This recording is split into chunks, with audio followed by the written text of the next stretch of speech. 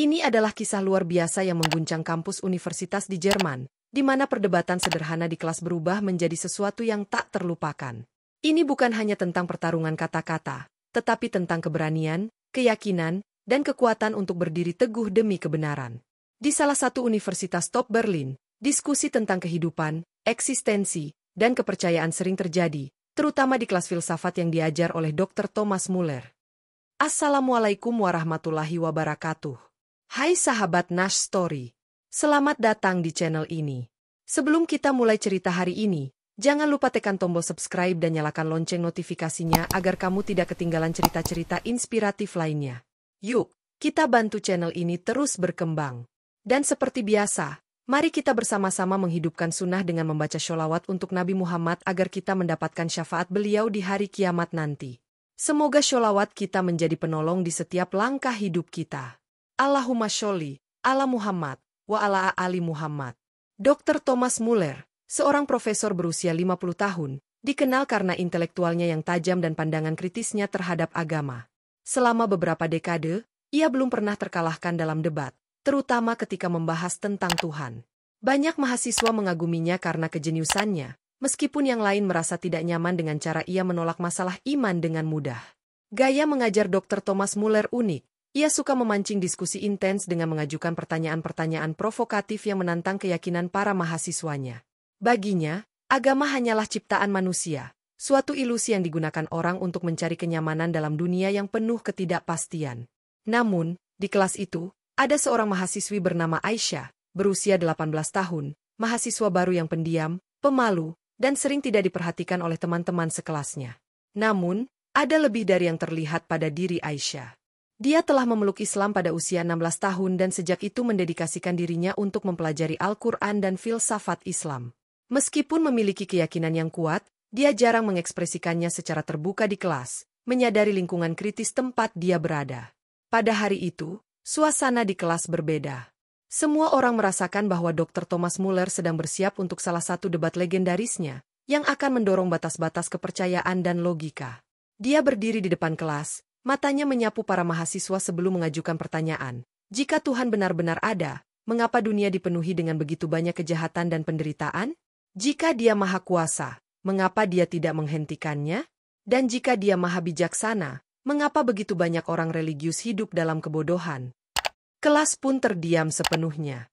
Para mahasiswa saling bertukar pandang gugup, mengetahui bahwa siapapun yang berani menjawab akan menghadapi argumen tak tergoyahkan dari Dr. Thomas Muller. Selama bertahun-tahun, tidak ada yang berhasil menandinginya. Namun, sesuatu yang tak terduga terjadi. Aisyah mengangkat tangannya. Seluruh kelas menoleh padanya, terkejut bahwa gadis yang biasanya pendiam itu berani berbicara. Bahkan Dr. Thomas Muller tampak penasaran, alisnya terangkat dengan senyuman samar. "Baiklah, Aisyah," katanya, "aku penasaran mendengar jawabanmu." Aisyah mengambil napas dalam-dalam, merasakan beban momen itu. Dia tahu ini bukan sekadar menjawab pertanyaan, tetapi juga tentang berdiri teguh demi imannya. Suaranya tenang namun mantap saat ia mulai berbicara. "Profesor, sebelum saya menjawab pertanyaan Anda, bolehkah saya bertanya sesuatu terlebih dahulu?" Kelas pun tegang, para mahasiswa condong ke depan, menunggu arah percakapan ini. Dr. Thomas Muller, percaya diri seperti biasa, menyilangkan tangannya dan menjawab, "Tentu, silakan." Aisyah melanjutkan, "Apakah Anda percaya bahwa manusia memiliki akal dan kebebasan untuk membuat pilihan mereka sendiri?" Dr. Thomas Muller menyeringai, mengira pertanyaannya terlalu sederhana.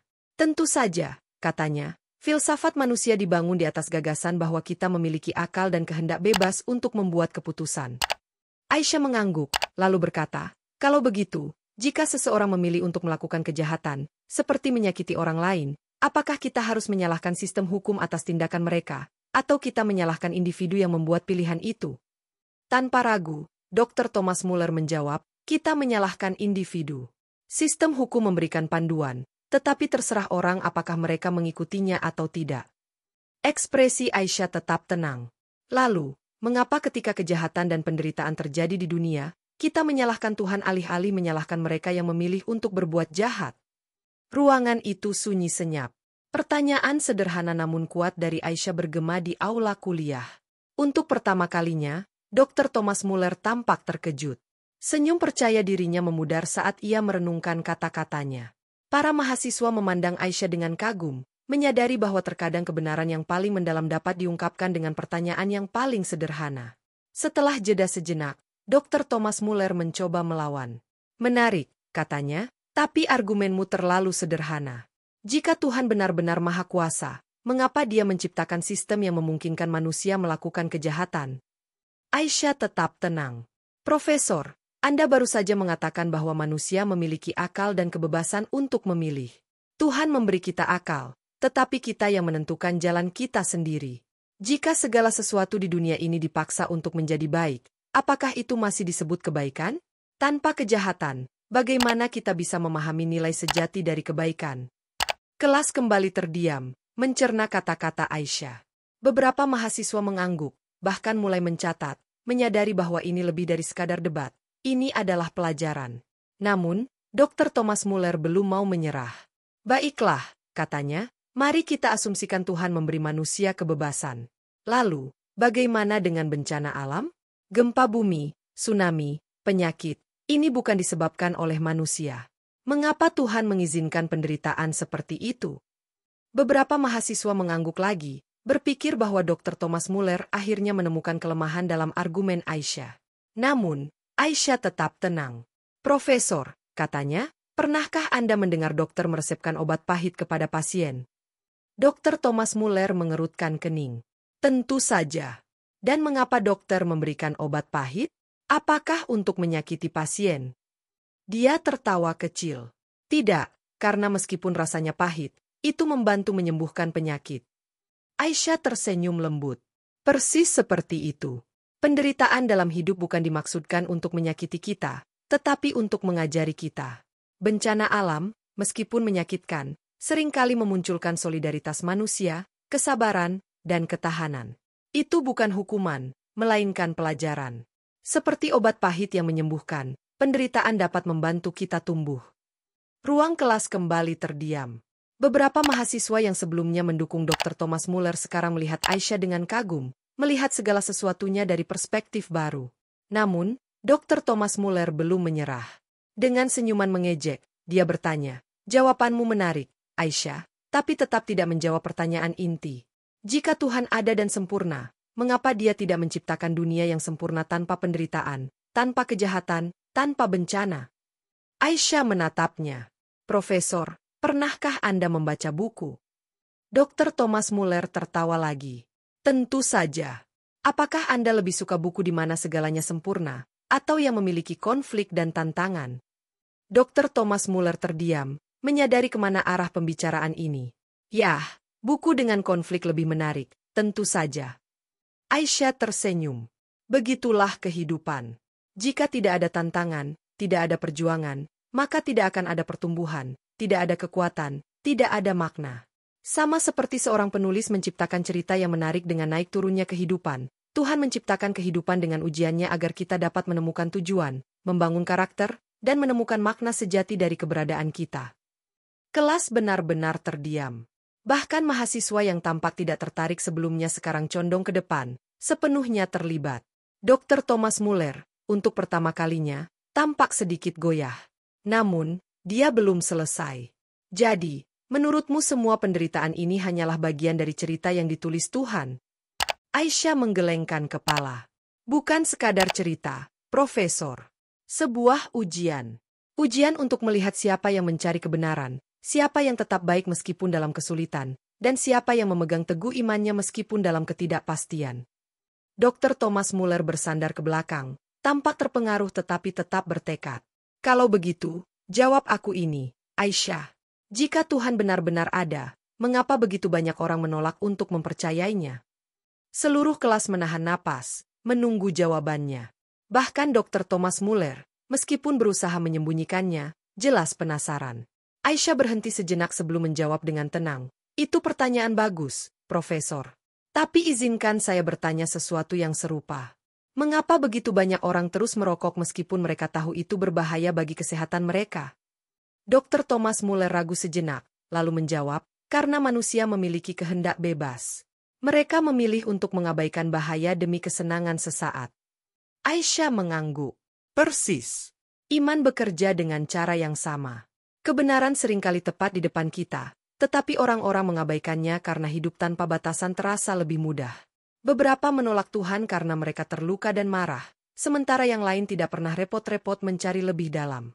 Bukan tentang ketiadaan kebenaran, tetapi tentang pilihan untuk menerima atau mengabaikannya. Kelas kembali terdiam, menyerap bobot kata-katanya. Beberapa mahasiswa saling bertukar pandang, menyadari bahwa mereka sedang mendengar sesuatu yang mendalam. Dr. Thomas Muller, meskipun tergerak, mencoba menjaga komposurnya. Jadi, menurutmu ketidakpercayaan hanyalah masalah pilihan? Aisyah menatap matanya dengan percaya diri. Ya, Profesor. Sama seperti kita memilih tindakan kita setiap hari, kita juga memilih apakah akan mencari kebenaran dan percaya atau tidak. Dr. Thomas Muller masih belum puas. Jika Tuhan benar-benar ada, mengapa dia tidak menunjukkan dirinya langsung kepada manusia? Mengapa dia membiarkan orang berkeliaran dalam kegelapan? Aisyah menatap Profesor, mengambil napas kecil, lalu menjawab, Profesor, pernahkah Anda jatuh cinta? Pertanyaan itu mengejutkan Dr. Thomas Muller. Dia mengerutkan kening, tidak mengharapkan arah ini. Maksudmu apa? Aisyah tersenyum tipis. Ketika seseorang jatuh cinta, apakah dia harus melihat pasangannya setiap detik untuk tahu bahwa cinta itu nyata? Atau bisakah dia merasakan cinta itu meskipun tidak selalu melihatnya? Dr. Thomas Muller terdiam, menatap Aisyah dengan pandangan yang lebih dalam. Dia melanjutkan, Tuhan ada di segala hal yang kita rasakan, di setiap keajaiban kecil dalam hidup. Dia tidak perlu menunjukkan dirinya secara langsung karena tanda-tandanya sudah jelas bagi mereka yang mau melihat. Seperti cinta, yang tidak harus selalu dilihat untuk dirasakan. Seorang mahasiswa di barisan depan tiba-tiba berkomentar, aku belum pernah memikirkannya seperti itu sebelumnya, tapi itu masuk akal. Yang lain mengangguk setuju. Bahkan beberapa yang tampak skeptis sekarang melihat Aisyah dengan cara yang berbeda. Namun, Dr. Thomas Muller belum menyerah. Dengan suara yang lebih tajam, dia bertanya, Anda bicara tentang cinta dan keajaiban, tapi bagaimana dengan penderitaan yang tidak masuk akal? Bagaimana dengan anak-anak yang dilahirkan dalam kemiskinan, mereka yang menderita sejak lahir tanpa pilihan? Di mana Tuhan dalam semua itu? Kelas kembali terdiam. Beberapa mahasiswa menundukkan kepala, merasakan beban dari pertanyaan itu. Aisyah tidak langsung menjawab. Dia menatap Dr. Thomas Muller dengan ekspresi yang lebih lembut dan mendalam. Profesor, pernahkah Anda mendengar tentang Helen Keller? Dr. Thomas Muller mengerutkan kening. Tentu saja. Wanita buta dan tuli yang menjadi penulis terkenal. Aisyah mengangguk. Ya, Helen lahir dengan kecacatan yang oleh sebagian orang mungkin dianggap kutukan. Tapi tahukah Anda apa yang dia katakan tentang penderitaannya? Dr. Thomas Muller terdiam. Aisyah melanjutkan, dia berkata, karakter tidak dapat berkembang dalam kemudahan dan ketenangan.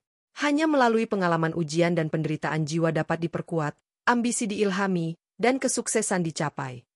Helen tidak menyalahkan Tuhan atas keterbatasannya. Sebaliknya, dia menggunakannya untuk menginspirasi jutaan orang. Beberapa mahasiswa tampak takjub.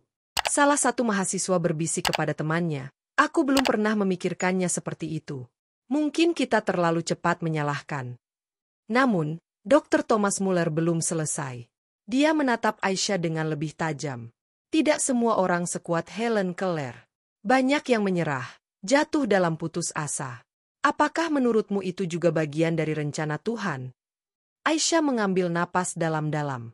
Profesor, apa yang terjadi ketika seekor burung masih berada dalam cangkangnya? Dr. Thomas Muller mengerutkan kening, bingung. Maksudmu apa? Jika seseorang memaksa membuka cangkang dari luar, apa yang akan terjadi pada burung itu?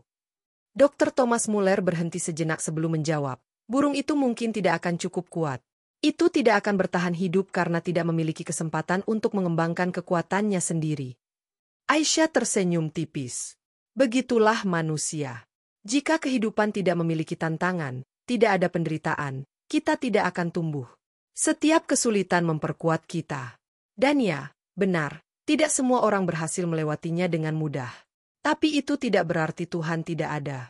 Itu adalah panggilan bagi kita untuk menggunakan akal, hati, dan kekuatan yang diberikan Tuhan kepada kita, bukan hanya untuk diri kita sendiri, tetapi juga untuk membantu orang lain yang membutuhkan. Kelas kembali terdiam. Beberapa mahasiswa duduk dalam pemikiran mendalam, mencerna kata-kata Aisyah. Bahkan Dr. Thomas Muller tampak terpengaruh, meskipun dia mencoba menyembunyikannya. Untuk pertama kalinya, seseorang benar-benar menantang pemikirannya. Namun, profesor itu masih memiliki satu pertanyaan terakhir. Dia menatap Aisyah dengan tajam, menguji keyakinannya. Jadi, Aisyah, jika Tuhan benar-benar ada dan begitu adil serta penuh kasih, mengapa dia membiarkan orang seperti saya tetap ada? Aisyah tersenyum lembut, matanya penuh makna. Profesor, mungkin karena dia masih memberi Anda waktu untuk menemukan kebenaran. Kelas kembali terdiam, tetapi kali ini kesunyian itu terasa lebih berat. Dr. Thomas Muller menatap Aisyah, tidak mampu menjawab. Ada sesuatu dalam kata-katanya yang sangat mengguncangnya. Dia menatap keluar jendela, memandangi tetesan hujan yang jatuh di kaca, memantulkan pikirannya yang bergejolak. Anda bilang Tuhan memberi saya waktu untuk menemukan kebenaran, katanya akhirnya, suaranya lebih lembut. Tapi bagaimana jika saya sudah mencari seumur hidup saya dan tidak pernah menemukannya? Senyuman Aisyah semakin dalam. Profesor, mungkin Anda telah mencari seperti seseorang yang mencari kacamata yang sudah ada di kepalanya. Mungkin Anda begitu fokus mencari bukti luar biasa sehingga Anda melewatkan tanda-tanda yang ada di sekitar Anda. Dr. Thomas Muller terdiam. Kata-kata Aisyah bergema di ruangan itu saat hujan terus berjatuhan, perlahan-lahan mencuci dinding yang telah ia bangun di dalam dirinya. Dr. Thomas Muller mengerutkan kening, tenggelam dalam pikiran mendalam. Aisyah melanjutkan dengan lembut, Profesor, Anda selalu mencari jawaban melalui logika dan pemikiran rasional. Tapi bagaimana dengan hati? Bukankah hati memiliki caranya sendiri untuk merasakan hal-hal yang tidak dapat dijelaskan oleh angka atau teori? Ruang kelas kembali terdiam. Beberapa mahasiswa menundukkan kepala, tersentuh oleh kata-kata Aisyah. Mereka tidak lagi mendengarkan hanya untuk kepentingan debat, tetapi merenungkan sesuatu yang jauh lebih dalam. Dr. Thomas Muller mengambil napas panjang. Untuk pertama kalinya, dia merasa benar-benar terpojok, bukan karena dia kalah dalam debat, tetapi karena kata-kata Aisyah menyentuh bagian dari dirinya yang telah lama tersembunyi, rasa kosong yang diam-diam mengikutinya selama bertahun-tahun. Pikirannya melayang kembali ke masa kecilnya. Dia pernah menjadi seorang anak yang percaya pada Tuhan. Ibunya dulu membawanya ke tempat ibadah, mengajarkannya doa-doa, dan berbagi cerita-cerita penuh hikmah. Namun, segalanya berubah ketika ibunya meninggal secara tragis dalam kecelakaan ketika dia berusia 14 tahun. Jika Tuhan benar-benar ada, pikirnya pahit saat itu, mengapa dia mengambil satu-satunya orang yang paling aku cintai? Sejak itu, imannya runtuh. Bagi Dr. Thomas Muller, agama hanyalah pelarian bagi mereka yang terlalu takut menghadapi realitas kejam kehidupan. Namun, malam itu, untuk pertama kalinya dalam beberapa dekade, keyakinannya goyah. Suaranya lebih pelan saat dia bertanya kepada Aisyah, apa yang membuatmu begitu yakin bahwa Tuhan ada? Apa yang memberimu kepastian seperti itu? Aisyah menatapnya dengan empati, matanya lembut.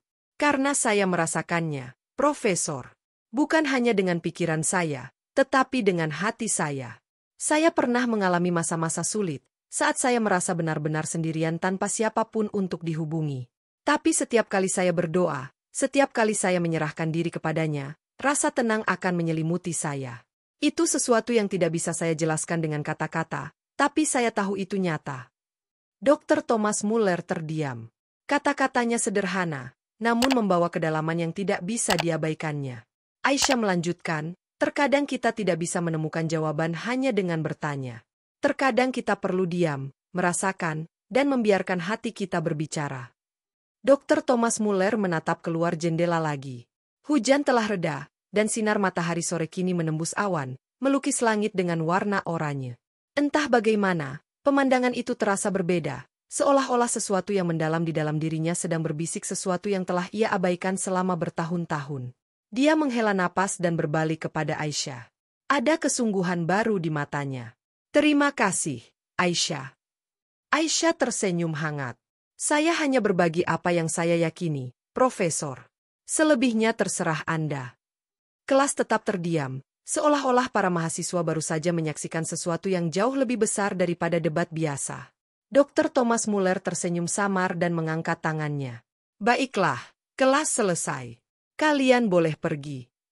Mahasiswa mulai mengemas barang-barang mereka, tetapi atmosfernya berbeda kali ini. Mereka tidak meninggalkan kelas dengan ketidakpedulian atau kebosanan seperti biasa. Sebaliknya, mereka keluar dengan ekspresi penuh renungan, pikiran dan hati mereka terguncang. Aisyah berdiri, bersiap untuk pergi, tetapi Dr. Thomas Muller memanggilnya. Aisyah! Dia berbalik. Dr. Thomas Muller ragu sejenak sebelum berbicara. Saya tidak tahu apakah saya bisa percaya, belum. Tapi saya akan mencoba melihat segala sesuatunya dengan cara yang berbeda. Senyuman Aisyah semakin dalam. Itu lebih dari cukup, Profesor. Saat dia melangkah keluar dari kelas, Dr. Thomas Muller tetap duduk, memandangi langit. Rasanya seolah-olah sesuatu di dalam dirinya telah bergeser. Retakan kecil namun signifikan di dinding yang telah ia bangun di sekitar hatinya. Terima kasih telah menonton kisah ini. Jika Anda merasa terinspirasi, pastikan untuk subscribe channel Nash Story untuk lebih banyak refleksi Islami dan pelajaran hidup yang bermakna. Jangan lupa klik lonceng notifikasi agar tidak ketinggalan cerita-cerita berikutnya. Semoga Allah membimbing dan memberkahi kita semua. Amin. Wassalamualaikum warahmatullahi wabarakatuh.